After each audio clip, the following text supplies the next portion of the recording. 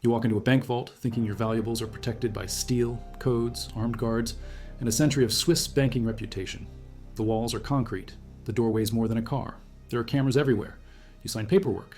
You get a key. You lock your things inside a metal box, and you walk away believing that box is untouchable. Then one morning you get a call. Your box is empty. 200 people got the same call. The tool that opened every single lock cost less than a decent dinner. $17. That's what stood between your inheritance and a stranger's pocket.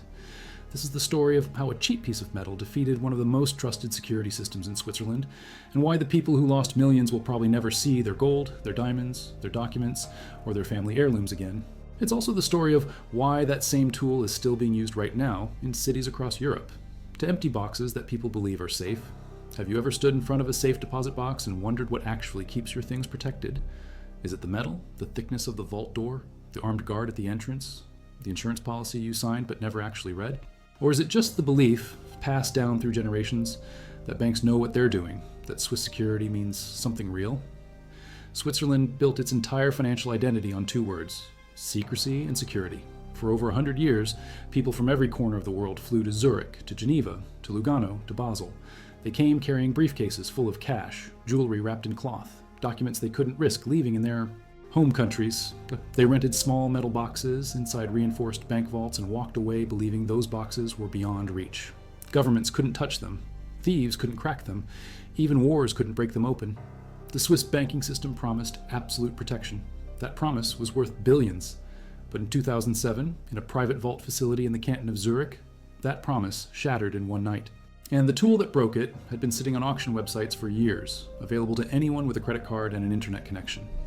If you value documented heist history and security failures like this, subscribe. It's the best way to support our work.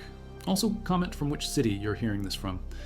This script is researched and factual, using sources from the Swiss Federal Banking Commission's incident report on the Zuricho vault breach, case number FB/ZH/07/0318, and detailed court testimony from the 2009 trial proceedings, archived in the Zurich Cantonal Court under docket KG09/0042.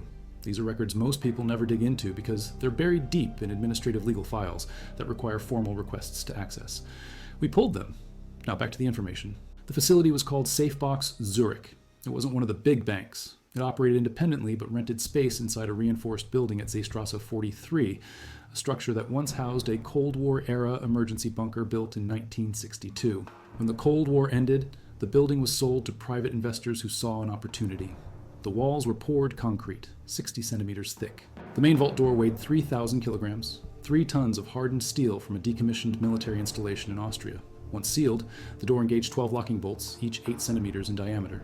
Inside, clients accessed their boxes through double authentication. You had a key. The facility had a master key, both required.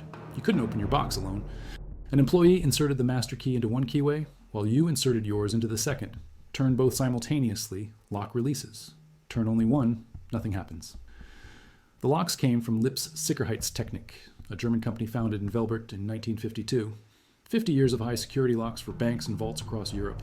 Their 6-pin tumbler design was installed in thousands of facilities from Stockholm to Rome. On paper, bulletproof, concrete, steel, cameras, double authentication, a trusted brand. The trouble started March 9th, 2007, Friday morning, 7:28 a.m.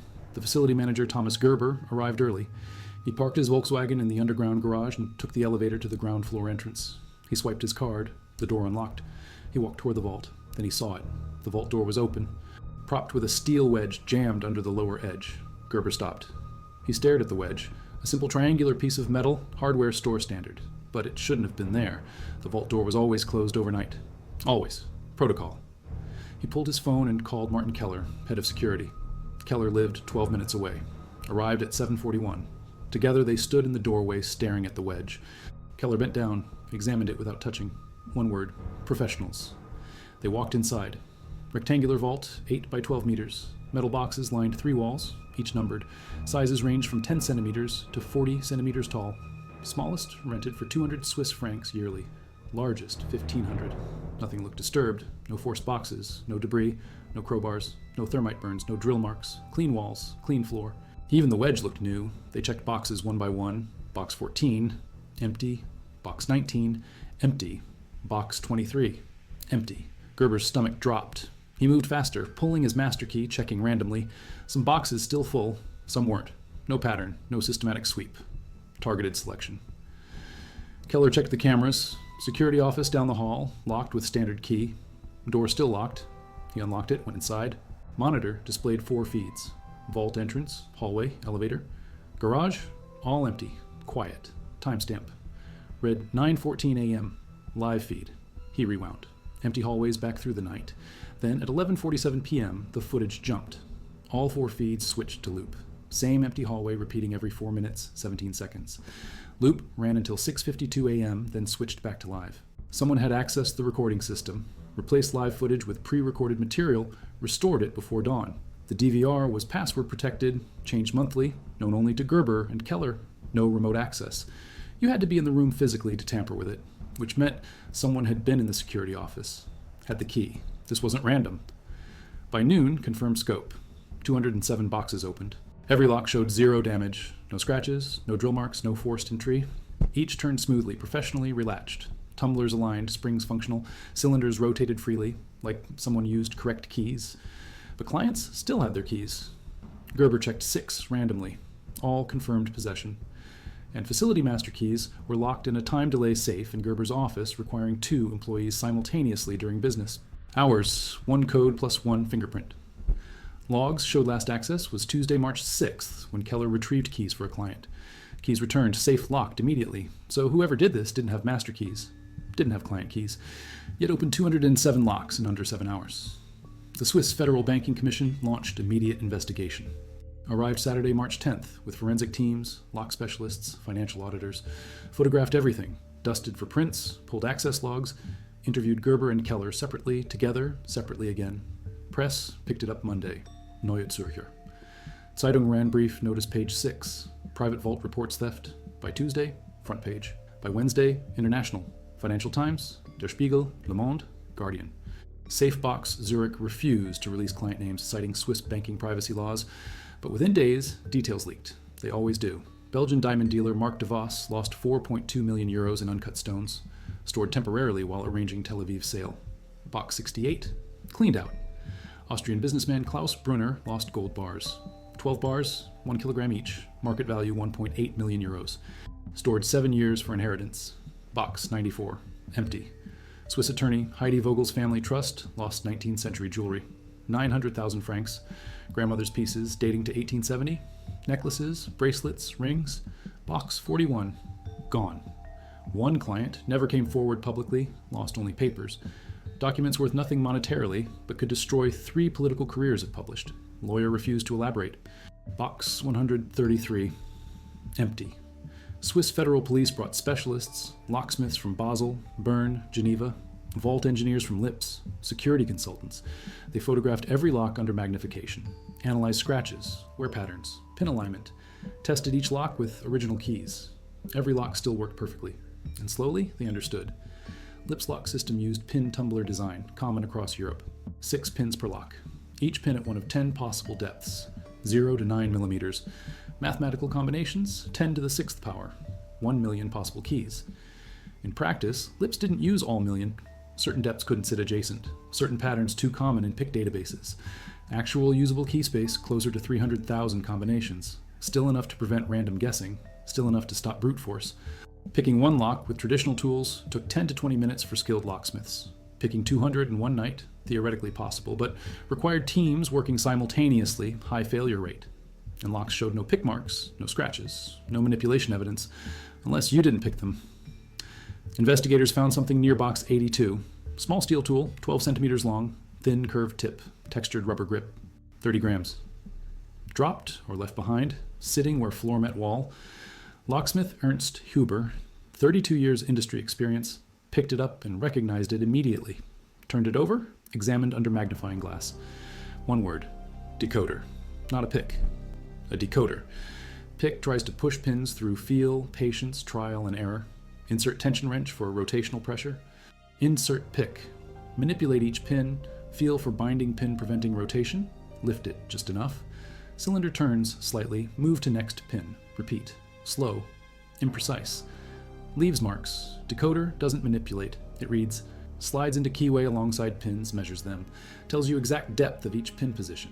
Once you have measurements, you have key code. Once you have code, cut working key in 90 seconds with hand file or portable key cutter. No picking, no force, no marks, just data. The LIPS decoder found in Vault was designed specifically for their 6-pin system. Insert tool into keyway. Curved tip at 6 small protrusions, each corresponding to pin position. Apply slight rotational tension with other hand. Pins resist. Each pin's resistance reveals depth. Deeper pin, less resistance. Shallower pin, more resistance. Work through all 6 positions. Note depths, write down code. 437281, that's the key. Then take blank key, clamp in small vise, use hand file to cut 6 notches at correct depths. 4 millimeters, position 1, 3 millimeters, position 2, 7 millimeters, position 3. Continue through all 6. Whole process, start to finish, 3 minutes per lock with practice. Maybe 5 minutes being cautious. This decoder manufactured in Shenzhen, China by Locktech Industries, producing locksmith tools since 2001. Sold for 98 yuan, approximately 14 euros at 2007 exchange rates. Shipping to Europe added 6 euros. Total cost 20 euros, roughly $17 US. But you didn't need China orders. Resellers across Europe stocked them. eBay Deutschland, French auction sites, locksmith supply shops in Amsterdam, Brussels, Stockholm. Some listed as professional training tool, others as security research equipment. Few listed honestly as high security bypass tool. No credential checks, no license required, no background check, just credit card and mailing address. If you're still watching, drop a comment and tell us what security system you trust the most and why. And if you haven't subscribed yet, this is exactly the kind of investigation we do. Real cases, real documents, real failures. Hit that button. Now back to the story. The Zurich police pulled purchase records. They contacted eBay, Amazon Marketplace, and 14 smaller auction sites operating in German-speaking countries. They sent formal requests to Locktech Industries through Interpol China. They traced every transaction they could find for the LIPS 6-pin decoder model between 2005 and March 2007. The numbers were stunning. Over 6,000 decoders had been sold in Switzerland, Germany, and Austria alone. That didn't count France, Belgium, Netherlands, or any other European country. Just those 3. 6,000 tools in 2 years. The manufacturer kept basic sales records, but no customer database. The resellers had names and addresses for shipped orders, but thousands of sales were marked will call or cash pickup, no trail. The investigators pulled names from the records they did have. Students, building superintendents, locksmiths, both licensed and unlicensed. Hobbyists who belonged to lockpicking clubs, security researchers. A few names appeared multiple times, individuals who had purchased 3, 4, even 7 decoders over the course of a year. When questioned, they claimed they were building collections or testing different models or buying gifts for colleagues. One name appeared 16 times. A man in Munich who had purchased 16 decoders between October 2005 and January 2007. Police visited his apartment. He was a retired locksmith, 71 years old, who ran a small YouTube channel teaching lock mechanics. He showed them his workshop. Dozens of locks mounted on boards, practice cylinders, key blanks, files. He said he bought the decoders to demonstrate bypassing techniques in his videos. He showed them his channel, 42 videos, 17,000 subscribers. Every video included disclaimers about legal use only. Police searched his records. No travel to Switzerland, no connection to Zurich, no criminal history. They cleared him. The tool itself wasn't illegal under Swiss law. It was just metal. The crime was what you did with it, and proving that someone used a specific decoder to commit a specific theft was nearly impossible. There were 6,000 of them in circulation, maybe more, and they all looked identical. The investigators started pulling security footage from the surrounding streets. Seestrasse was a commercial district with moderate traffic. Several businesses had exterior cameras. The city had traffic cameras at major intersections. The police collected footage from 19 different sources covering the 12 hours before and after the theft. They found a white Volkswagen transporter parked 2 blocks from the facility at 11:15 p.m. on March 8th. It sat there for approximately 4 hours and 16 minutes. No one entered or exited the vehicle during that time, according to the footage, but the angle was wrong. The cameras caught the side of the van, not the doors. Someone could have slipped out the back doors without being visible. The van left at 3:31 a.m. on March 9th. It drove north on Seestrasse, turned east on Bellerivestrasse, and disappeared from the camera network. Police traced it through traffic cameras. It appeared again on the A1 Autobahn heading northeast toward Winterthur. Then it showed up on a toll camera at the border crossing near Kreuzlingen at 5:52 a.m. entering Germany. The license plates were Swiss registration, Canton Bern, Series B 473982. Police ran the plates, stolen. The plates had been removed from a Peugeot station wagon parked in downtown Bern 3 weeks earlier, February 15th. The owner had reported it the next day. The plates had never been recovered. German authorities were notified immediately. They checked border cameras, Autobahn footage, and toll records. The van appeared on cameras heading toward Stuttgart, then toward Munich, then nothing. It vanished somewhere in Bavaria. Interpol was contacted. They issued a blue notice requesting information about the vehicle and possible suspects. And what came back changed everything. The Swiss Federal Police received files from Interpol headquarters in Lyon. Between 2003 and March 2007, there had been at least 18 similar thefts across 5 countries: Switzerland, Germany, France, Austria, and Belgium. All involved private vault facilities. All targeted Lips brand locks. All showed 0 forced entry.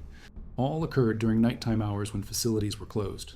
All involved stolen vehicle plates. All involved disabled or looped security cameras. The estimated total loss across all 18 incidents exceeded 40 million euros. 40 million. And no one had connected them until now, because each facility had handled the theft quietly, settled with clients through private negotiations and insurance payouts, and avoided any public scandal that might damage their reputation. The Swiss banking system runs on trust, secrecy, and security. Those 2 words are worth more than gold. A public admission that someone could empty 200 boxes in one night using a $17 tool would shatter that trust. Clients would pull their assets. Competitors would advertise their superior systems. Regulators would start asking uncomfortable questions about industry standards and oversight. Insurance premiums would skyrocket, so most facilities buried the incidents. They paid out claims quietly.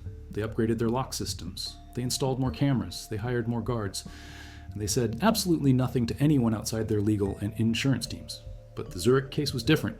207 boxes was too big. The client losses were too high. The press coverage was too fast. There was no way to contain it. By the time SafeBox Zurich realized what had happened, the story was already spreading. And once it spread, the other facilities started appearing in the data. In 2003, a facility in Frankfurt reported 83 boxes opened. Lips locks, no forced entry. The facility settled privately with clients and upgraded to a different lock brand within 6 months. In 2004, a facility in Brussels reported 57 boxes. Same method. Private settlement, lock replacement.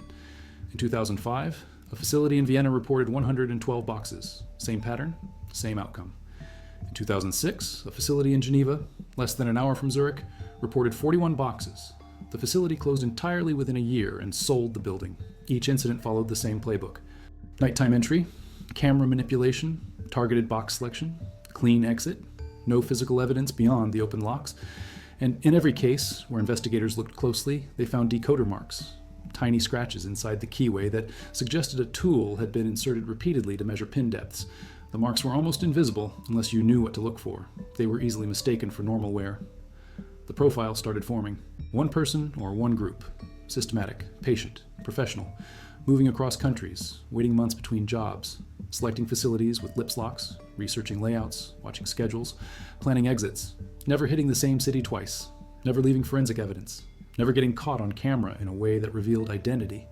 It was either the work of a highly skilled individual who had spent years perfecting the technique, or it was a coordinated crew working across Europe with access to tools, information, and transportation. Either option was terrifying for vault operators. By April, the story had reached international media. The Financial Times ran a front-page feature on April 14th titled "Swiss Vault Security in Question After Mass Theft." Der Spiegel published the decoder photos in their April 23rd issue with technical diagrams showing how the tool worked. Le Monde interviewed 3 vault security experts who all said the same thing. The industry had known about decoder vulnerabilities for years, but had done nothing because replacing millions of locks was too expensive. Security firms across Europe started issuing warnings to their clients. Gunnebo, Chubb, Fichet-Bosch, and others published technical bulletins recommending immediate audits of any facility using LIPS 6 PIN systems. They offered replacement services, upgraded systems, consulting packages. Business boomed. Fear sells. LIPS Sicherheitstechnik, the lock manufacturer, found itself at the center of a public relations disaster. They released a statement on April 7th. The statement said their locks met all relevant European security standards, that the decoders required significant skill and practice to use effectively, and that the primary responsibility for vault security lay with facility operators who needed to implement proper surveillance and access control measures. The statement was technically correct, but publicly useless. Clients didn't care about technical correctness. They cared that their belongings were gone. And the tool that took them cost less than a tank of gas. The lawsuits started within weeks. 63 clients sued SafeBox Zurich for gross negligence, breach of contract, and failure to provide adequate security. The lawsuits alleged that the facility had known about decoder vulnerabilities since at least 2005, when reports began circulating in security industry publications and had chosen to do nothing because lock replacement was expensive. Safebox Zurich countersued Lips, claiming the manufacturer had sold them defective locks and had failed to disclose known vulnerabilities. They sought damages equal to the total client losses plus legal fees, totaling approximately 14 million euros. Lips in turn sued Locktech Industries, the Chinese manufacturer of the Decoder, claiming patent infringement and unauthorized distribution of proprietary bypass tools. The lawsuit was filed in German courts but had to be served through international channels. Locktech never responded. The company's website went offline in May 2007. Whether they shut down or just rebranded remains unclear. The insurance companies entered the fight next. Safebox Zurich carried theft insurance through a consortium of 3 Swiss and German insurers. The policy covered losses up to 20 million Swiss francs per incident, with a deductible of 500,000 francs. But the insurers refused to pay. They cited a clause buried on page 47 of the policy contract. The clause excluded coverage for theft where no forced entry occurred. The logic was simple. If someone opened locks without breaking them, the insurers argued, then either the facility had given someone the keys, or the locks had failed to function as designed, or the client had somehow enabled the theft through their own negligence. In any of those cases, the responsibility lay with either the facility or the client, not the insurer. The clause had been standard in European vault insurance policies since the 1980s. It was designed to prevent fraud. Facility operators couldn't claim a theft, pocket the insurance money, and blame thieves if there was no evidence of forced entry. The clause made sense in theory, but it also meant that a technically skilled theft, one that bypassed locks without breaking them, fell outside coverage. The clients were furious. Many of them had been explicitly told by Safebox Zurich staff that their boxes were fully insured. They had documents, signed contracts, marketing brochures that promised complete protection. But the insurance clause overrode everything. The insurers wouldn't pay. Safebox Zurich couldn't pay. Lips claimed they weren't responsible, and the clients were left holding nothing. The legal battles dragged on for 3 years. In June 2009, the Zurich Cantonal Court finally heard consolidated testimony from all parties. The trial ran for 6 weeks. 14 security experts testified, 8 locksmiths, 3 insurance investigators, 2 vault engineers from Lips, a professor of mechanical engineering from ETH Zurich who specialized in lock security, and over 30 clients who had lost valuables. The courtroom testimony revealed things that had been kept quiet. One security consultant, a former employee of a Swiss intelligence agency, testified that decoder tools like the one used in Zurich had been available on the black market since the late 1990s. He said certain intelligence services, including those of Switzerland, Germany, and France, used similar tools for covert entry operations. The tools weren't secret. They were just expensive and hard to find unless you knew where to look. But around 2003, Chinese manufacturers started producing cheap copies and selling them openly online. The floodgates opened. A locksmith named Rolf Meyer took the stand on June 19th. He had been working in Basel for 38 years. He testified that he had personally used Lips decoders on client locks when keys were lost, a common practice that technically violated professional ethics but saved customers the cost of drilling out the lock and replacing the entire mechanism. Drilling cost 200 to 300 francs. Decoding cost nothing except time. The prosecutor asked him how long it took to decode a Lips lock. Meyer said about 8 minutes if he worked slowly and carefully, making sure not to damage anything. Under pressure, in the dark, without proper lighting, it might take 10 or 12 minutes. But if someone had practiced extensively, if they had decoded hundreds of locks before, they could probably do it in 4 or 5 minutes. The math was brutal. 207 locks. 5 minutes per lock, that's 1,035 minutes. Just over 17 hours. But the theft occurred in less than 7 hours, which meant either there were multiple people working simultaneously, or the person doing it was significantly faster than Meyer's estimate, or they had used a different method. The court's attention turned to automated key cutting. One of the vault engineers testified that commercially available key cutting machines could produce a Lips key from code in 45 seconds. Portable machines, battery-powered, existed. They were marketed to mobile locksmiths. Weight about 3 kilograms. Fit in a backpack. You input the 6-digit code, load a blank, and press start. The machine cut the key automatically. If someone had one of those machines in the vault, the math changed entirely. Decode the lock in 3 minutes, cut the key in 45 seconds. Open the box in 15 seconds, empty it in 60 seconds, relock it in 10 seconds. Total time per box, approximately 5.5 minutes. Multiply by 207 boxes. That's 19 hours and 08 minutes for one person. Still too long, but 2 people working simultaneously? 9.5 hours. 3 people? 6 hours and 20 minutes. 4 people? Under 5 hours.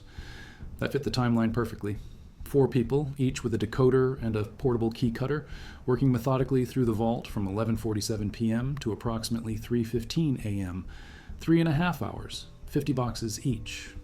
The prosecution tried to argue that Lips should have restricted decoder sales or implemented anti-decoding features in their lock design. The defense brought in an engineer from Lips who explained that anti-decoding features existed, but they added cost. Each lock would be 20 to 30% more expensive. Vault facilities would have to pay more. Clients would pay more. Market forces had pushed manufacturers toward cheaper, simpler designs that still met European security standard EN 1300. The standard required pick resistance, drill resistance, and key control. It said nothing about decoder resistance. The judge asked a simple question. Did Lips know about the decoders before 2007? The engineer hesitated. Then he said yes. They had known since 2004. Internal memos showed that their engineering team had tested Chinese decoders purchased online and confirmed they worked on Lips 6-pin locks.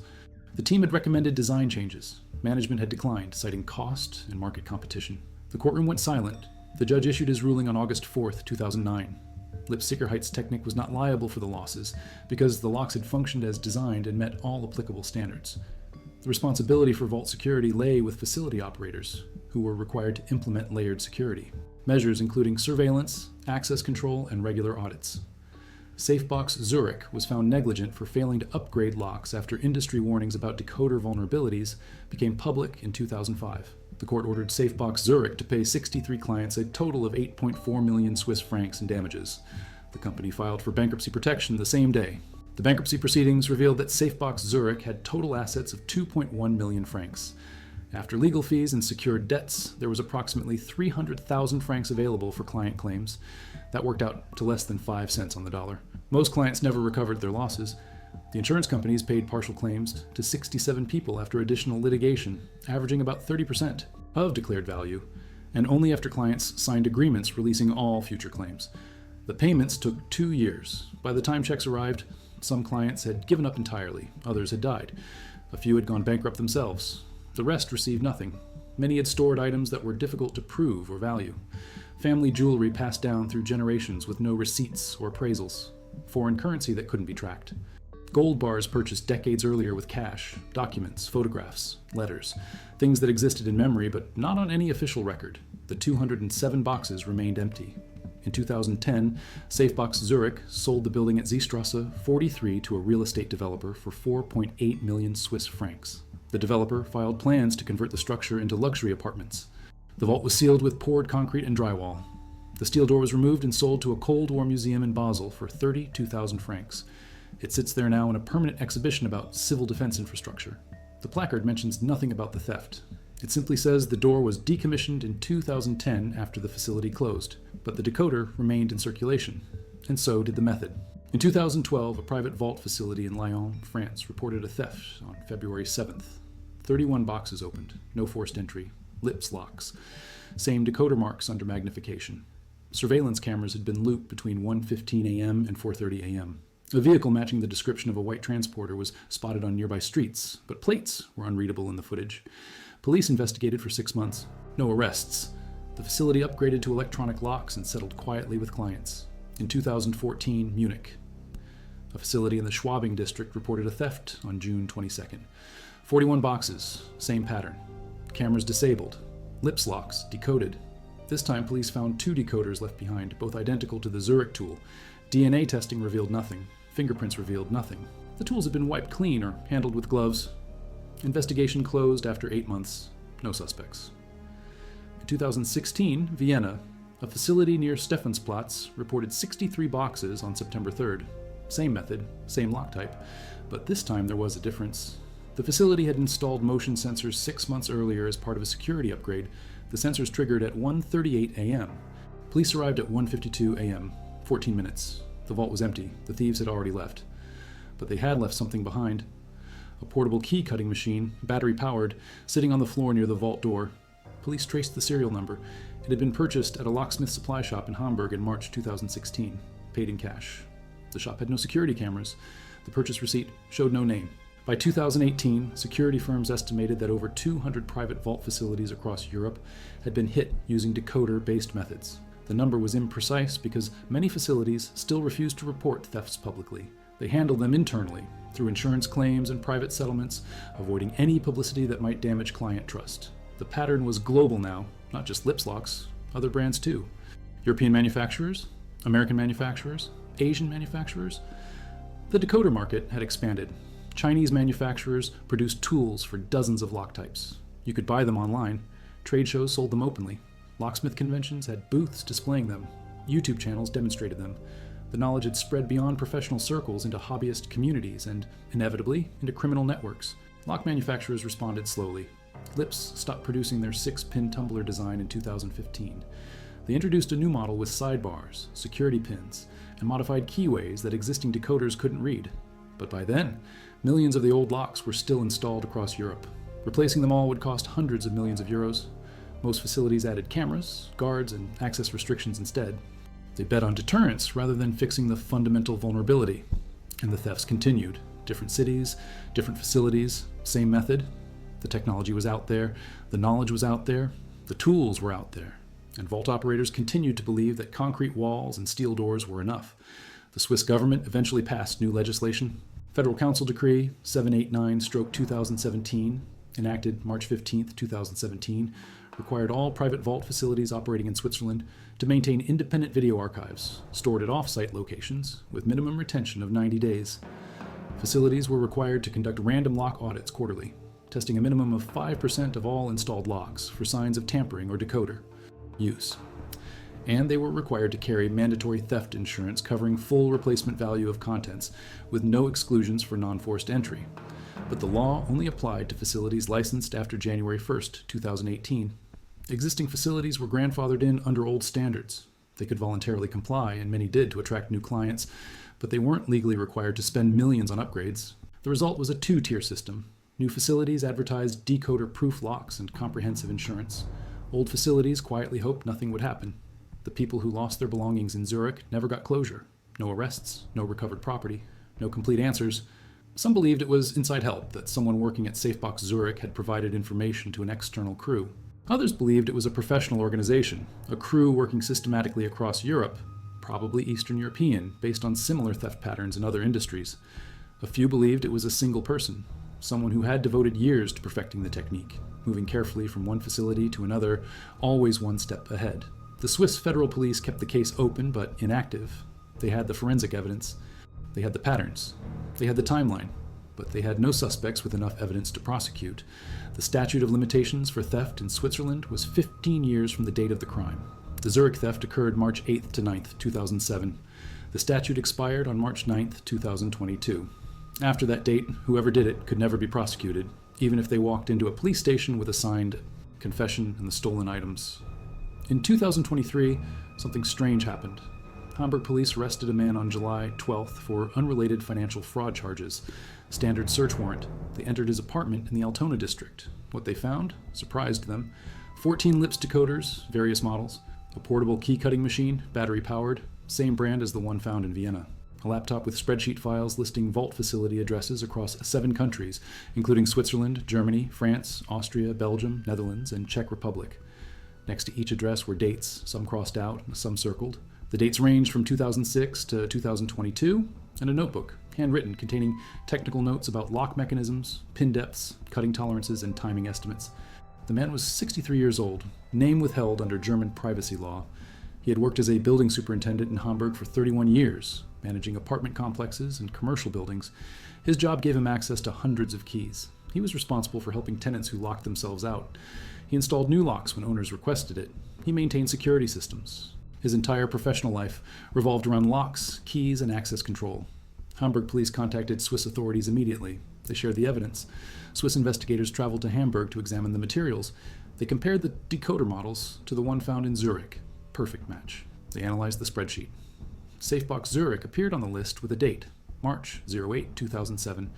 The date was circled in red and had a handwritten note next to it, 207. But they couldn't connect him definitively to the crime. The decoders were legal in Germany. The key-cutting machine was legal. The spreadsheet could be explained as research or curiosity. The notebook didn't contain any confessions, just technical observations that any locksmith might make.